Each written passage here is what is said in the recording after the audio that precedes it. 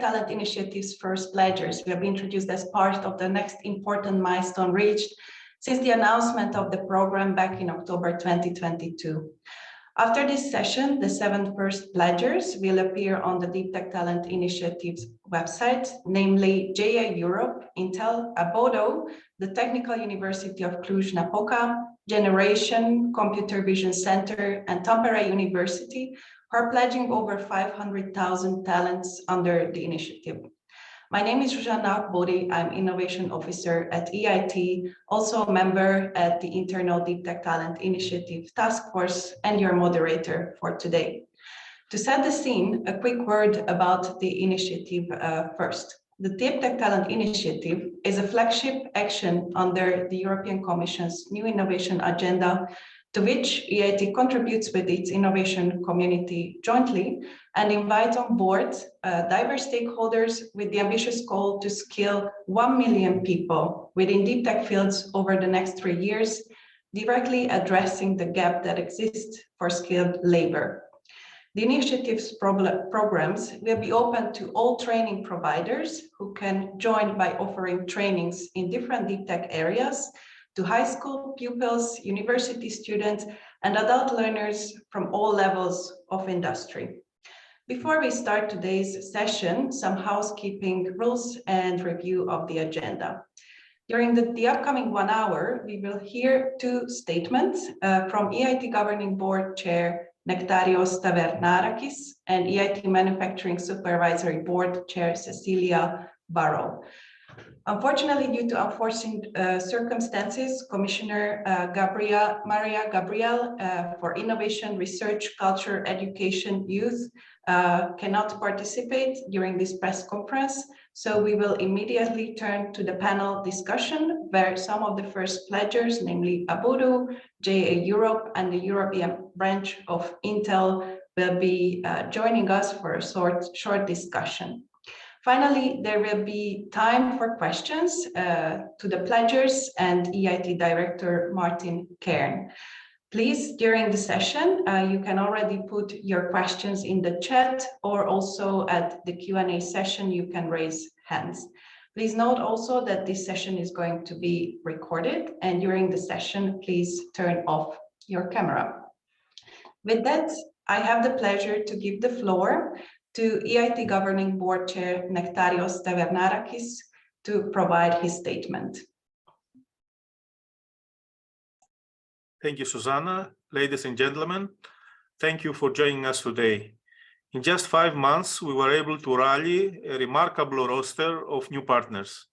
With the pledges we've gathered today and the 400 additional expressions of interest, our objective of training 1 million Europeans in deep tech by 2025 looks much closer, with over 500,000 pledged already.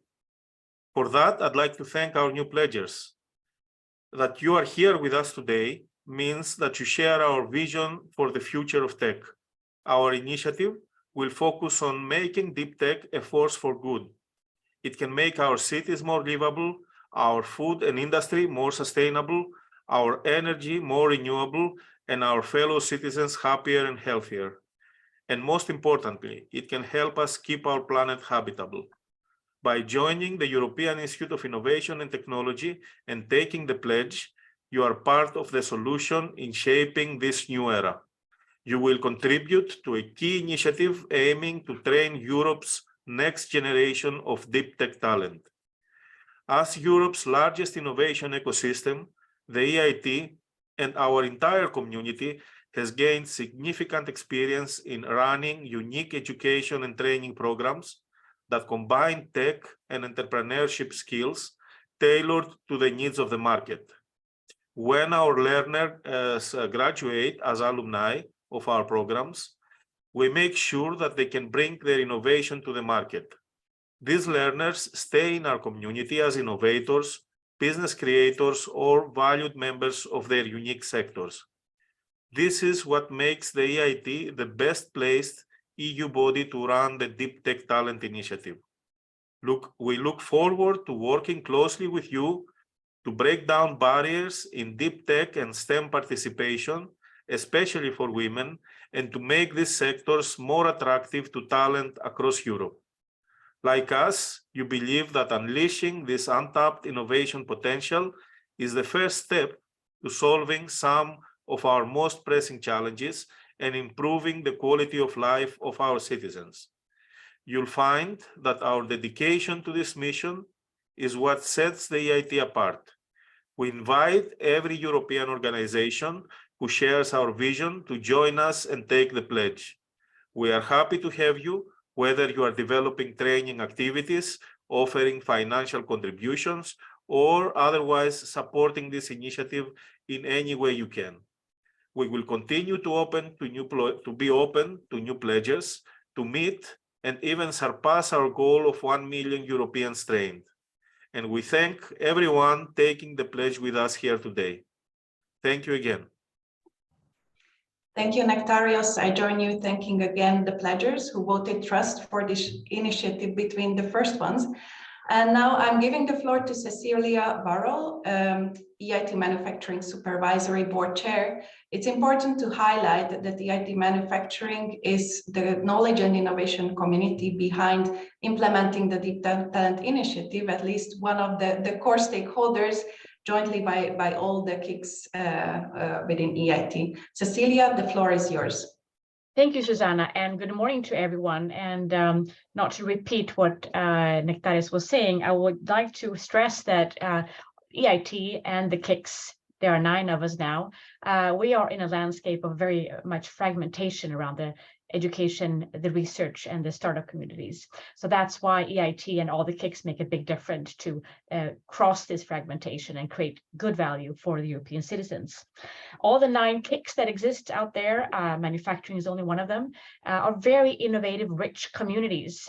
Each KIC stretches across Europe within fields such as mobility, food, agriculture, health, raw materials, and manufacturing, and others. And within all these communities, there are thousands of companies, learners, universities, RTOs involved in solving challenges for these industries and also bringing more of the innovations to the market, as was mentioned. But there is a lack of skills around Europe. Let's not forget about that. We have in our population across Europe about 450 million people. 1 million of these are researchers, and about 17 million of these are students. We need a lot more people skilled in the higher levels of technology and deep tech if we want to get these innovations to the market that we're all working on within each KICs. So I think it's a wonderful opportunity that we can now add something to the European knowledge and skill landscape that wasn't there half a year ago, 1 year ago. This was just a coffee machine talk. What if we could create a vessel for the most advanced technologies and make them available for learners from the younger ages, all in high school, up to the higher learners that might have a PhD or an engineering degree or something like that, which are embedded in industry. And already today we are there. We're ready to launch this fantastic program. I look forward to it very much. I myself am based in Sweden, innovative, highly ranked country. But we have the same challenge as everyone out there, lack of skills and knowledge in these technology intensive industries. And if Europe wants to compete with the world, we need to really increase our ambition here. And this is a way to do it forcefully. And in just 6 months, we're already at the stage where we can get the pledges on board and start rolling out the courses. So it's fantastic to be part of this program. Thank you, everybody. Thank you, Cecilia, for the very motivating words. I think the challenges are indeed clear, and it's great to see that there is action and response behind now by these innovation communities. I'd like to thank you, Cecilia Varol and Nektarios Tavernarakis, representing the knowledge innovation communities of EIT and also EIT, to join us with your statements. And now, as promised, we move to a short panel discussion with the first pledgers. I'd like to introduce you, Vanessa Tierney, CEO of Abudu, Hendrik Bourgeois, Vice President and European Government Affairs at Intel, and Salvatore Nigro, CEO at JA Europe. So thank you for joining us. We prepared a few questions to you up front, and then you will be in the hands of the press. So I'd like to ask all of you, maybe starting with Vanessa, on your motivation, why your organization decided to become a pledger of the Deep Tech Talent Initiative. Vanessa? Thank you. Well, when Abodu decided to support the Deep Tech Initiative, we wanted to give access to high quality micro-credential learning that would support job performance and employability. We believe one of the most important skills today for the individual is to actually become a perpetual learner. So core to our technology and skills passport is built-in learning, focusing on inclusivity and greater engagement with the citizen at the heart of it. And we really wanted to ensure equality for all around education and hiring. As EIT Chair Nectarios has just said, and Commissioner Gabriel, it's not only to support the green and digital industries with deep tech talent, but also to see how can we attract and retain more women and access for countries with lower innovation. As a female CEO in tech, we are few and far between. So our team is really passionate about this initiative and having a powerful impact. We've partnered also with EIT Digital and their pledge by providing the skills passport, European skills mapping, and anonymized skills matching to connect a European skills ecosystem that will not only bridge the gap between education and industry, but also enable for high levels of diversity than we've ever seen before. I believe in EIT and its network and understand the importance of supporting the Deep Tech Initiative as a European skills technology company alongside GA Europe and Intel here today. But with our skills platform, we're working really on connecting learners, universities, employers to achieve the ambition of the new European innovation agenda and ensure that Europe is building incredible skills for the future. Thank you, Vanessa. During your intervention, you picked up upon women participation, and I can tell you and all those who are present that after the session, we will activate the counter on the website, and later on, we will be also monitoring women's participation. So it will be interesting to see what is the percentage between men and women joining the Deep Tech Talent programs. Hendrik, I'd like to hear also your input when it comes to motivation of Intel joining the program. Thank you, Susanna. Thank you for EIT for having us this morning. It's a pleasure to participate in the discussions. Look, there's essentially three reasons why Intel decided to join the initiative. Number one, Intel wants to contribute to the European Union's success in the digital economy. And the European Union cannot be successful in the global digital economy. I would even dare to say cannot even be relevant in this digital economy unless it has the right talent, the right skilled talents, including in deep tech, and access to that talent is essential. And we want to contribute to that. That's the first point. Secondly, as part of our corporate social responsibility objectives, we want to democratize the use of ethical and responsible artificial intelligence.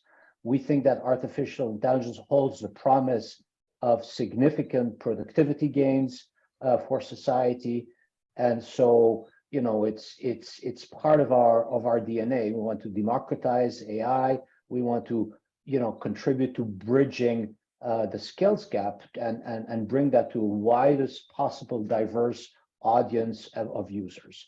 And then last but not least, I would say, we announced a very important investment program and investment strategy in Europe last year, which includes manufacturing, which include developing technology and creating technology in the European Union. Now, executing these plans is simply not possible without having access to the right talent, right? And we need in Europe more skilled talent in a number of deep tech fields.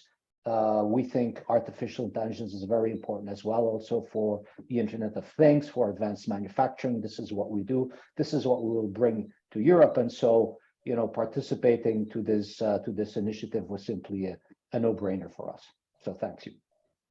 Thank you, Hendrik. In a moment, we will touch upon the different stakeholders group. Salvatore, can we hear also JA's motivation? Thank you, Susanna. Thank you to the EIT for welcoming us to this pledge and the European Commission for the extraordinary support and advancement in accelerating digital. When you are an organization that is 104 years old, as JA is, no matter how much results you had in the past, you have to look at the future and you have to design the future. When you are an organization that every year impacts over 6 million young people across 40 countries in Europe, you know that numbers are important, but quality and impact is important as well. When you are an organization that is leader in entrepreneurship education, work readiness, and financial literacy, you know that you are doing good. But if you want to do better, you need to do it with partners. And that's why we were so happy to partner with EIT and make the pledge on the deep tech. Accelerating digital is one of our strategic areas the strategic areas of JA over the next 3 years.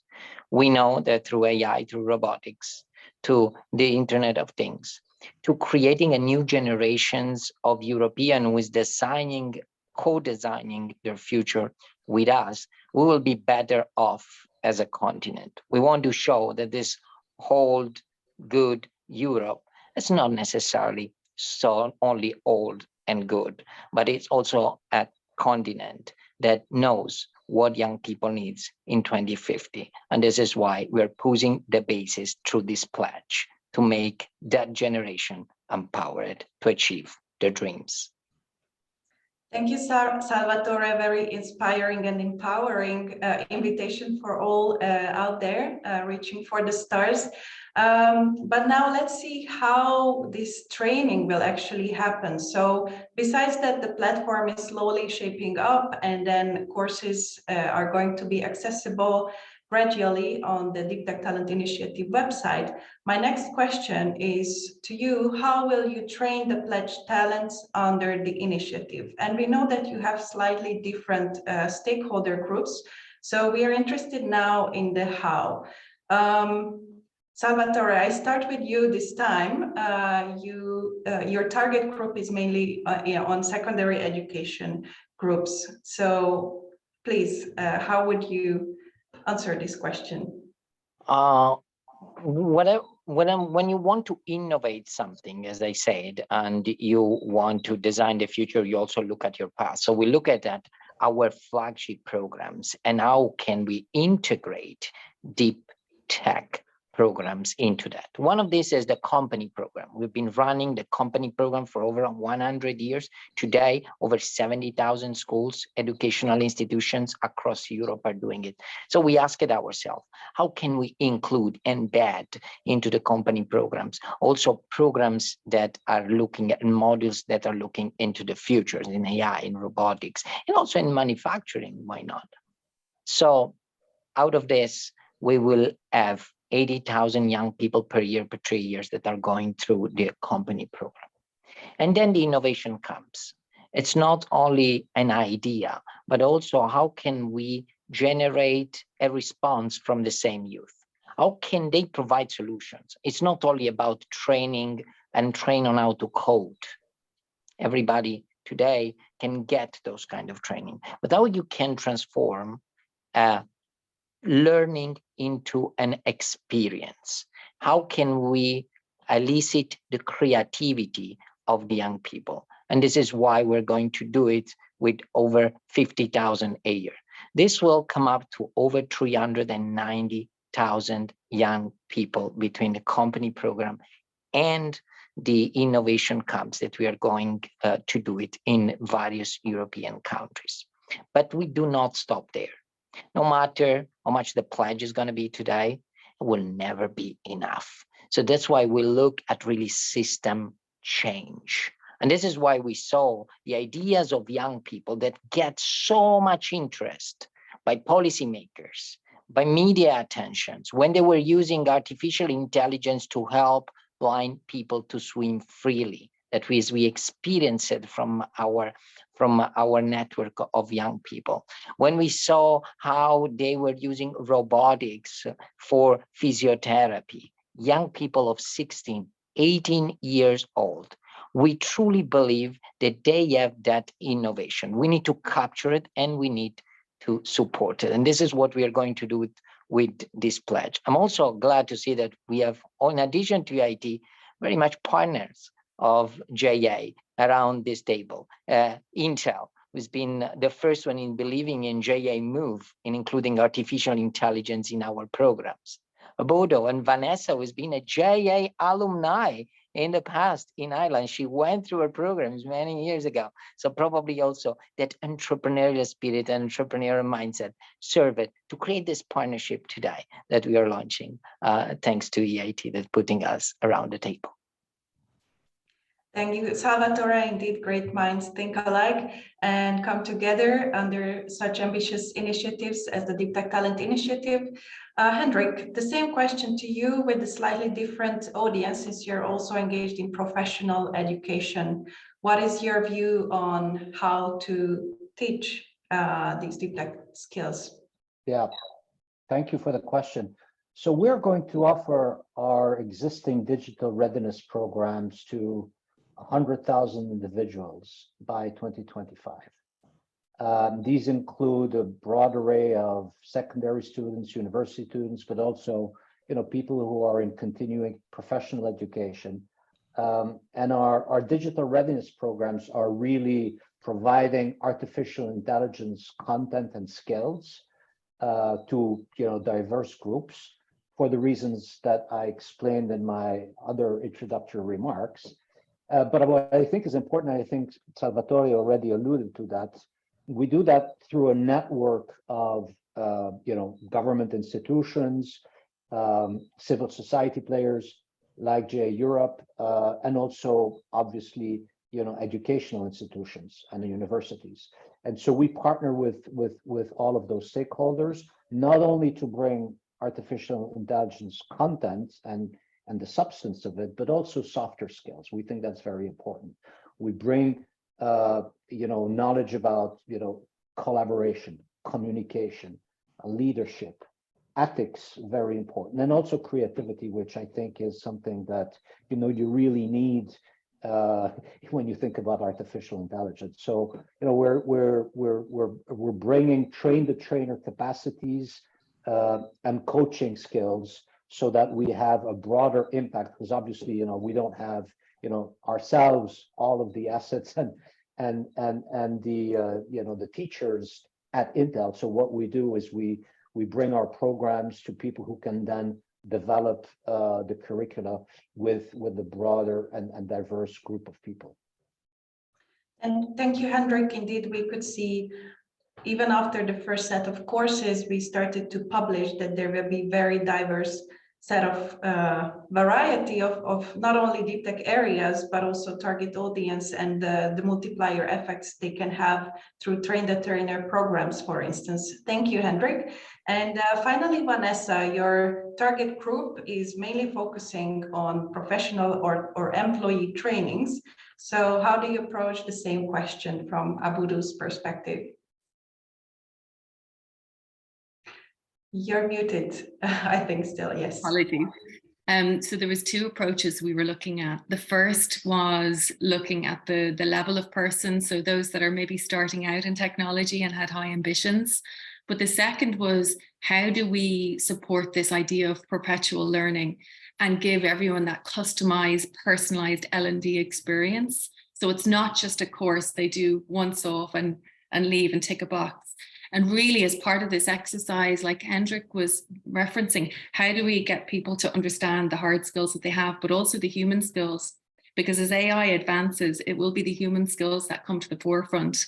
So we actually initially mapped key industries to establish not just the hard skills, but also the human skills that would be highest in demand as AI automates more roles. And with our partners, we created a deep technology leaders training program that can be accessed from anywhere, anytime.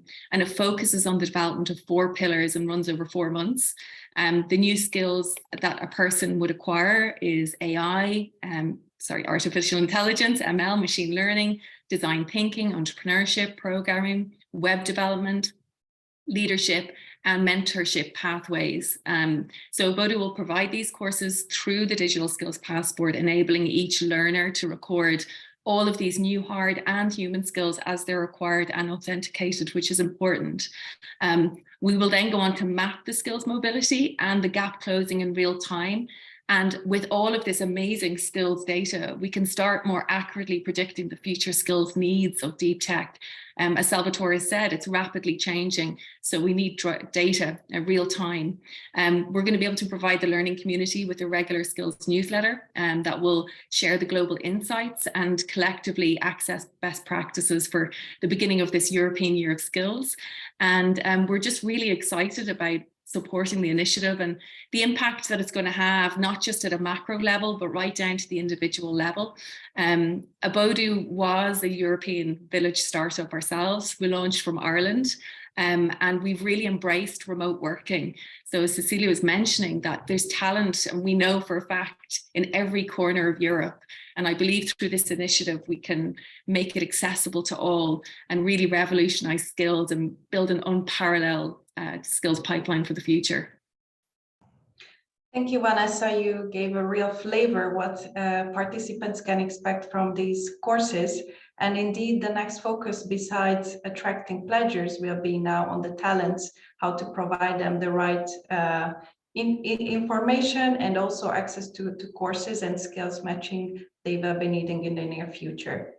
The final question from our side is slightly bit more technical, and while we are wrapping up the panel shortly, I also just ask the press to start preparing their questions, either in the chat or after you will have the chance to speak up. But before that, my final question to the panel is, based on your experience or insight, which deep tech area do you see the most potential for innovation? There is no right or wrong answer here. We are just curious on your take. Hendrik, would you like to go first? Well, you won't be surprised, we're pledging to train 100,000 individuals in artificial intelligence. So my answer will be artificial intelligence, obviously. But jokes aside, I think, artificial intelligence has a lot of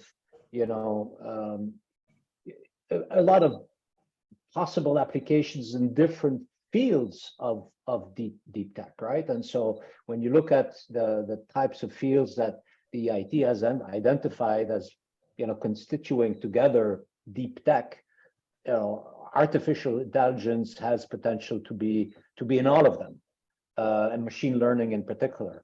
And so when you look also on the economic growth projections and productivity increases that we believe and other observers think will be generated from artificial intelligence, it's just simply astounding. There's some figures that are quoting that we can reach economic growth of 15 trillion euros on a global scale in the next 5 to 6 years, which is just amazing.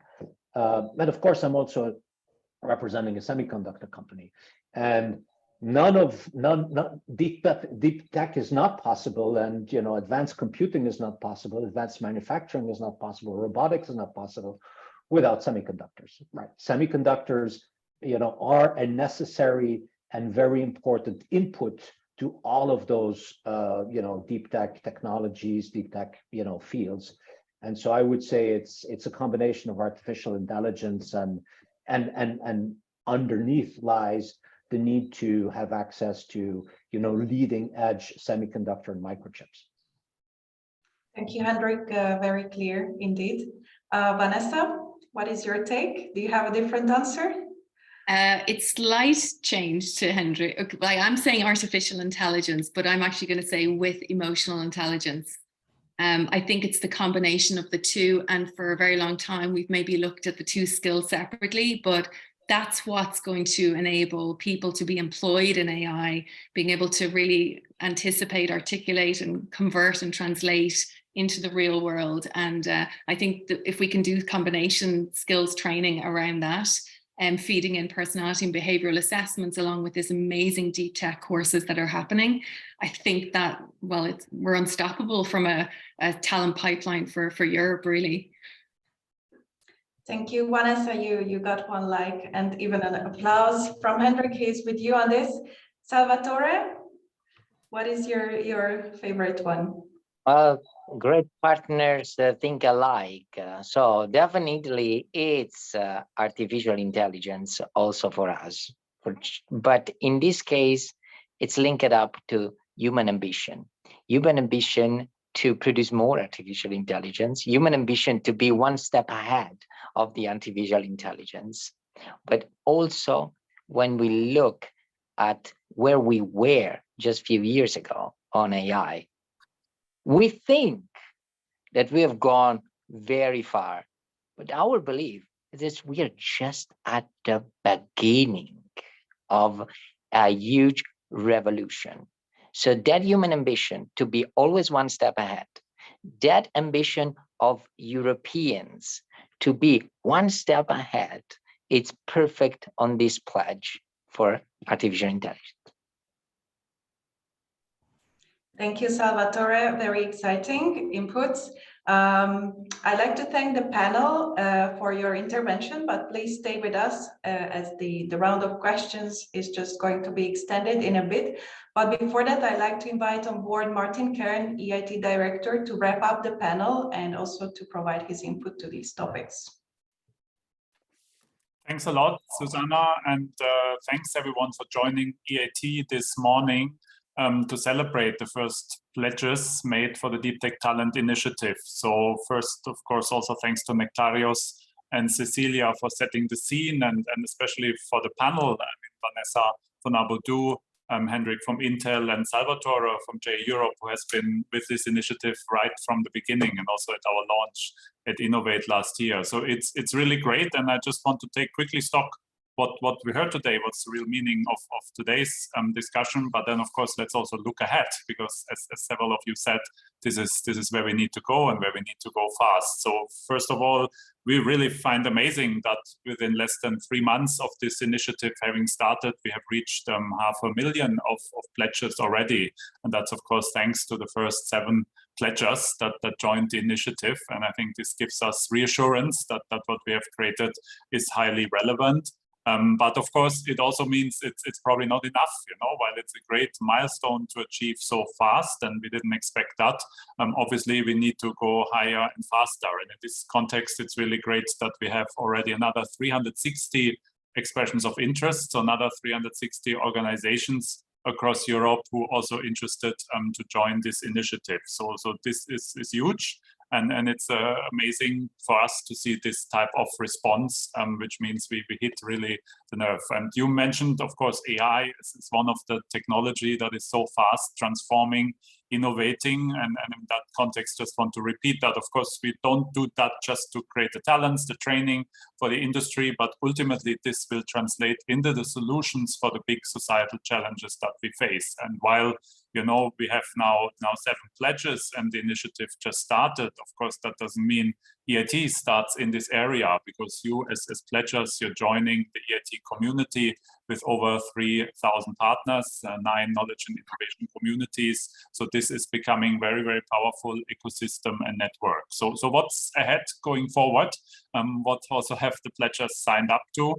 First of all, the first courses are already online. So that's coming very fast, and we will put more and more information on our website, EIT Deep Tech Talent EU.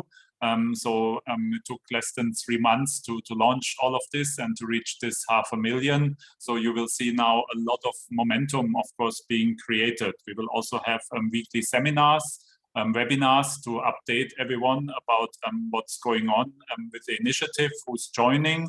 And we already have plans for a first event where we would like to bring everyone together, pledged, who will train, who will develop new training programs, industry, who's interested in the talents or to join the initiative, also funding organizations and other organizational partners that we are talking to structurally join this initiative. So at the end of May, 30th of May in Stockholm, where Cecilia is, we are planning to have the first get together to actually create and put more emphasis on the ecosystem and what all of you can do together.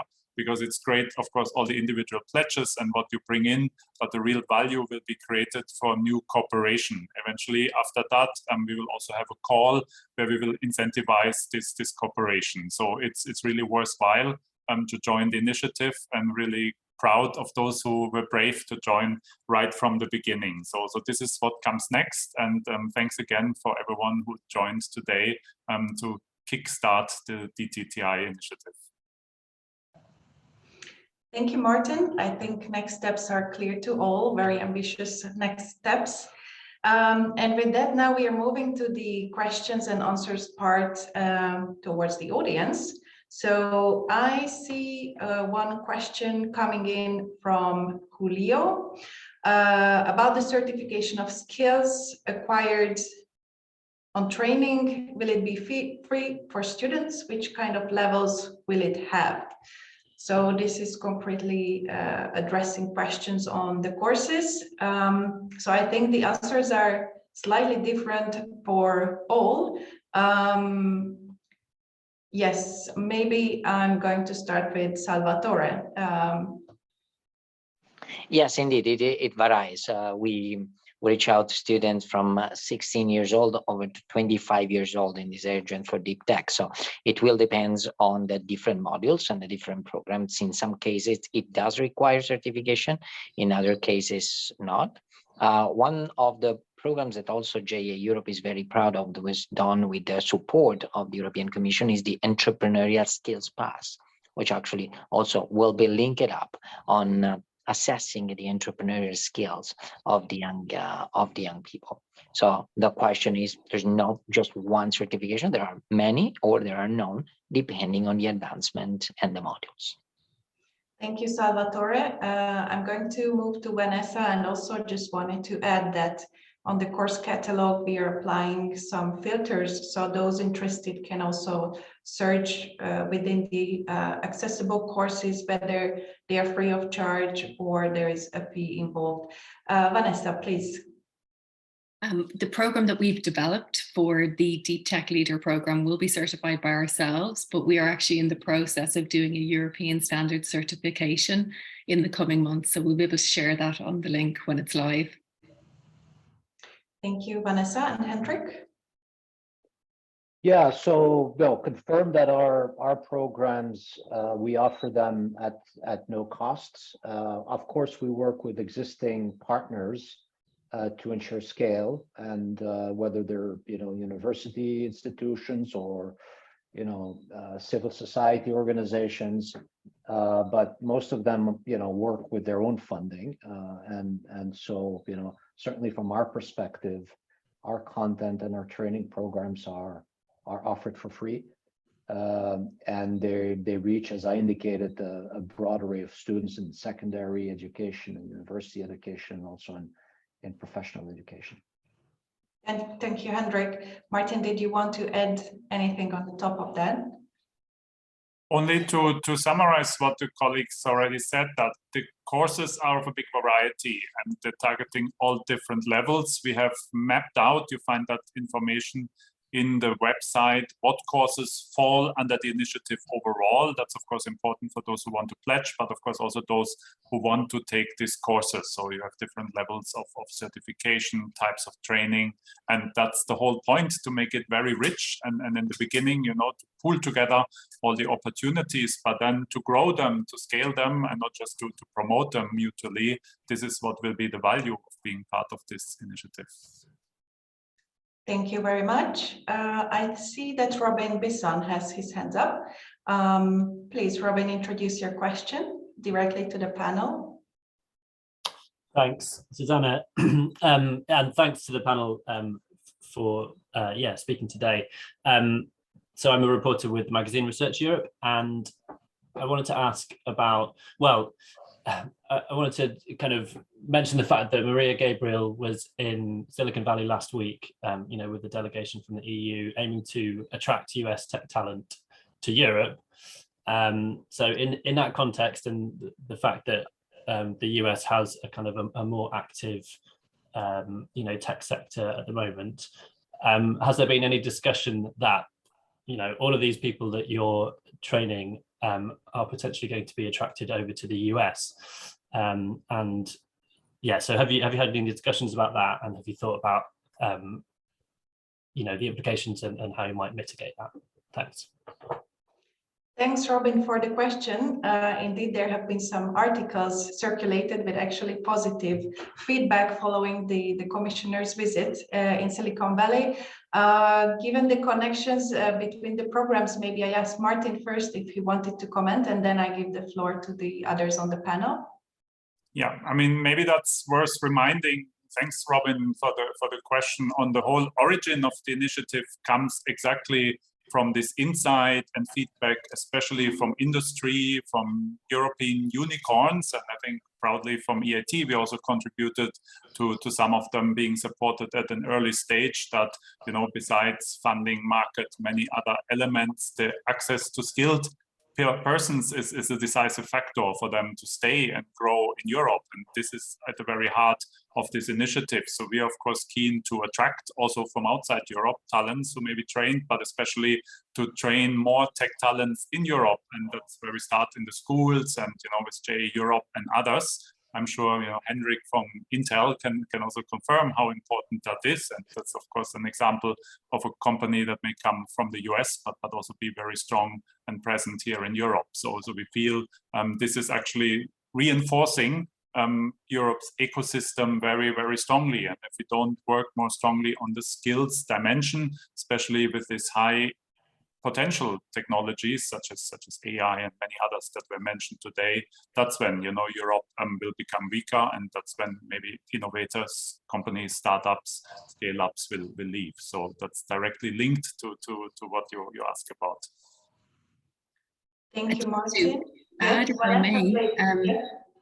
the work we're doing with EIT Digital on their pledge, I think is really smart in that it's encouraging people when they have completed courses that they update their skills, if it's a CV, but in this case, it's a digital skills passport, and plugging in all of their employer partners to be able to discover talent locally. Something that we've been really passionate about, going back to getting more women into the workplace, is actually doing an anonymized match to a skills passport and employer. And I think that's the magic ingredient. If we can train and invest in 1 million people, but make sure those that are actively looking for employment can be found by European and American companies in Europe, that will be key. And then the other element is having a gateway that's open for our lovely Europeans in Silicon Valley to come back, and letting them know about this program and the fact that if you do invest in yourself and the training, you can be discovered, and you can even get connected with an opportunity before you come home. So that's something we're excited to do with the EIT Digital. Thanks, Vanessa. Hendrik, given your role with both in the EU and in the US market, did you want to add something? Sure. Yeah. No, I think that question is a very good one, Robin. Thank you for asking it. From our perspective, it's critical to attract the right talent in the European Union and find the right workforce in the European Union. This is why we're participating in the initiative. But it's a little bit of a leap of faith, right? It's we don't control, of course, the environment. We don't attach conditions to the provision of our content. And I think it's a continuing challenges that Europe has, is how to make sure that we not only develop the talent, but we retain the talent. I think the answer is that Europe needs to work beyond just curricula and funding of educational programs, but Europe and the European Union needs to work on structural requirements that make it attractive for young people, women, to develop their professional careers in Europe, to be entrepreneurs in Europe. And that requires, I think, a broad approach and a consistent approach, which includes different aspects. And I think, if one of the reasons I think why the United States still attracts talent is I think there's a greater promise of economic rewards, I think, in part for innovation, for efforts. And what we're missing, for instance, in Europe is a well-functioning venture capital markets, which exist in the United States. We don't have that, and it's not to the same extent as the United States. And why don't we have it? Well, we don't have it in part because we don't have a capital unions market. So, policymakers and politicians, I would say, just to name one example, should work hard on, creating this capital markets union to create more venture capital in Europe and to ensure that, efforts in innovation and entrepreneurship in the tech sector, in the deep tech sector, remain in Europe, and that young people are incentivized to stay in Europe and to attract also, to Vanessa's point, to attract people who are in the United States back to the European Union. Thank you, Hendrik. I think that's a very interesting topic. Given that I don't see any raised hands, I also want to ask if someone wanted to continue the conversation on the very same topic and add something. Yes, if I can, Susanna. Well, Yeah, thank you so please. much, Robin. That's a very good question. It's a dilemma, right? Say, okay, we train young people and then they leave and they go to some other countries, say they leave Europe, what we are left off with. Now, the question I would pose is not where they go, but the question is, where are they? The issue is that Europe has such an amazing talent. That is not only in urban centers or on innovation apps. There is amazing talents that we see every year coming from rural villages, applying technologies exactly because of their need to be connected, even more connected. And it's so inspiring to see those young people that are going and learning the hard way, because for them it's much more difficult to get access not only to the capital that Hendrik was getting, but also to the opportunities of training first, of learning, of sharing ideas. So it is our commitment first and foremost to go and make sure that where there is talent, there will be opportunities for those young people. And as soon as we find them, the more we expand this talent pipeline, we'll see that this pipeline will not only necessarily go to our countries, but our resources will also stay here. Yeah, for sure, some will go, and it's okay. It's okay that they will go, they will learn, and hopefully, and we really hope, they will come back because they will have found here a perfect ecosystem to continue growing. But we need to look at where we start and where they are. Thank you, Salvatore. Before we go to the next question, any final thoughts on this very same topic? I'll just add one point, because I think it's brilliant what Salvatore has brought up about regional and rural areas. I mean, we started in a village. I had 3 meg broadband when we initially started the business. Obviously, we have a lot more now. And we've been under Commissioner Gabriel's European Startup Village Initiative doing a project called Live Work Destination, which has been mapping skills in villages in Germany, Spain, and Bulgaria. And the talent is amazing. It's there. And I think people now, house prices in cities, they're not sustainable. And there is a lot of talent. Something like 1 in 4 people are reconsidering where they're living. So if we can tap into the talent in rural areas, leverage co-working spaces, see where 5G is being rolled out, we could really do amazing things in terms of accessing new talent. We're looking at about 120 million people in rural and regional areas, many of which may be uncovered or undiscovered. So it's an exciting time, I think. Thanks, Vanessa. Martin? Yeah, it was obviously a great question, Robin, because it opens up so many dimensions if you dig into it. And from what Salvatore said and Vanessa, it came to me that, of course, yeah, some of those 1 million talents may leave Europe and go elsewhere. But then again, this can also be very positive if you think about in terms of societal challenges. You know, if they go somewhere else and bring forward some amazing innovation that brings mankind forward and helps us to solve climate change or health issues, that's not, you know, zero sum, but that's a win for everyone.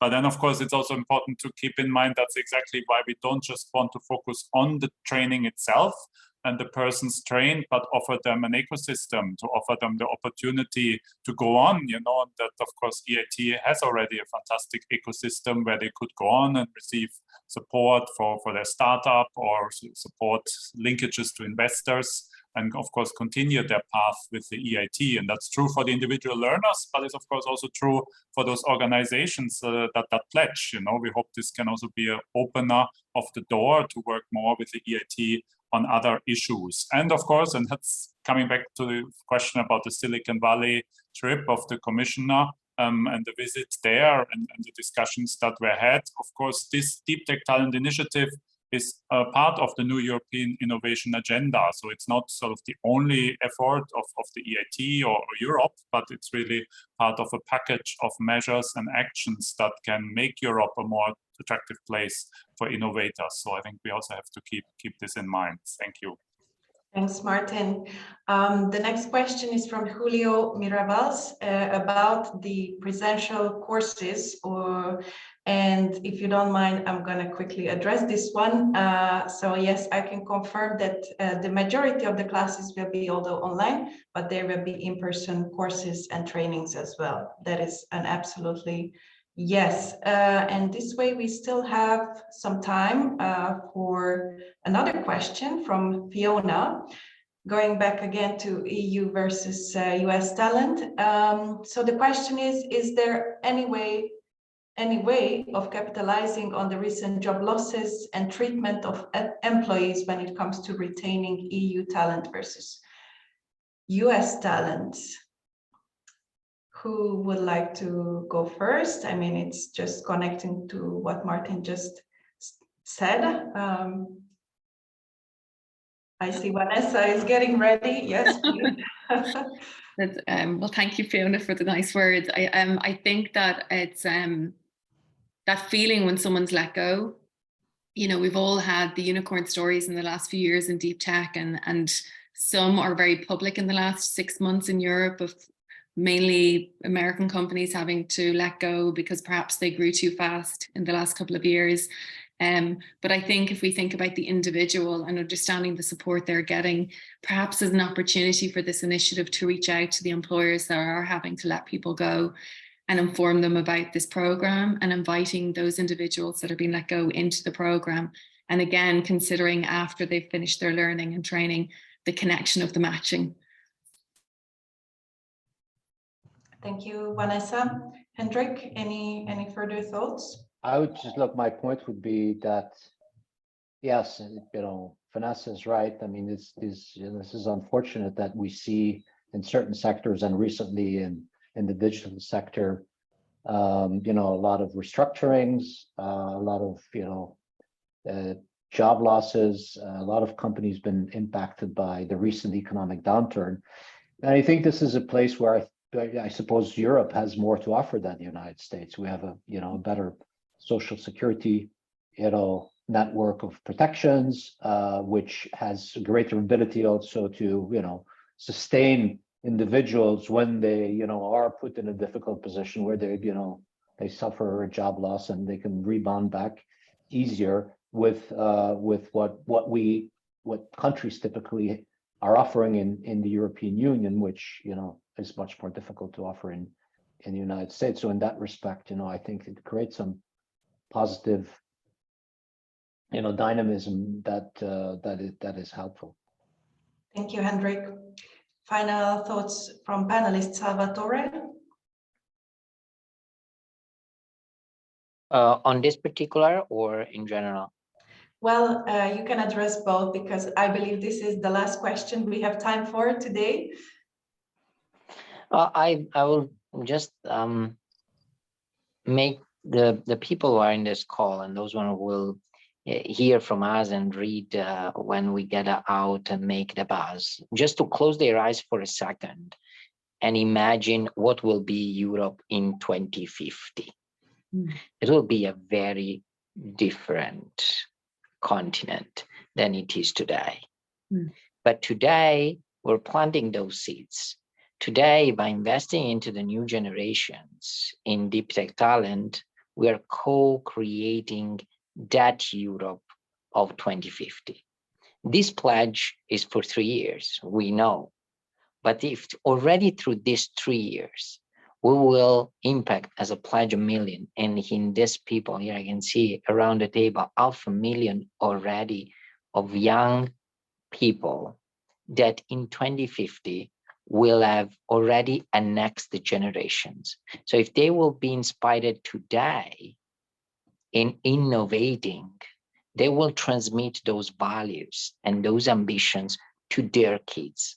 It is an intergenerational approach that we are starting.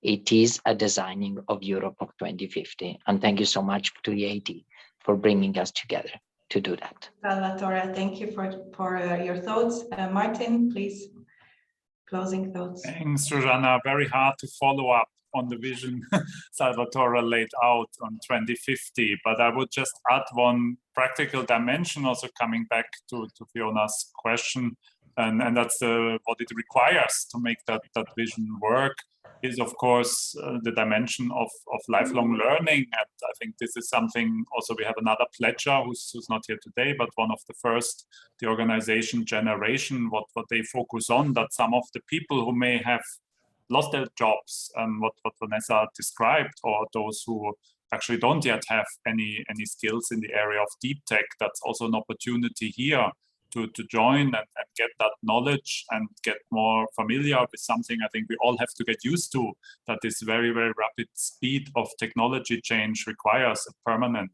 reskilling and new skilling and keeping yourself up to date, which then not just, of course, creates opportunities for work, but also opportunities for new innovations. And that's really what inspires us to make this work and to inspire that vision of Salvatore to be delivered upon. And I hope with the next 3 years and with an hard and fast effort to get to this 1 million of trained talents, we can make our contribution all together.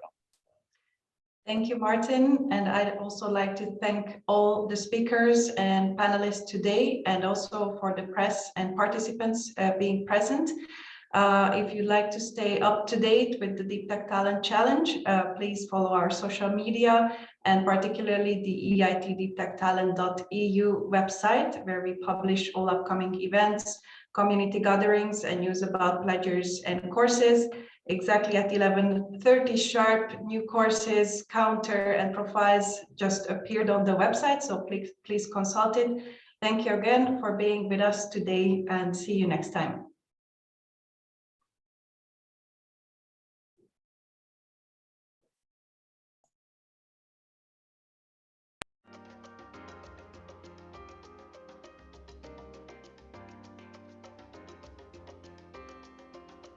Thank you, Susanna. Thank you. Thank you all. Bye. Thank you for all. Bye-bye.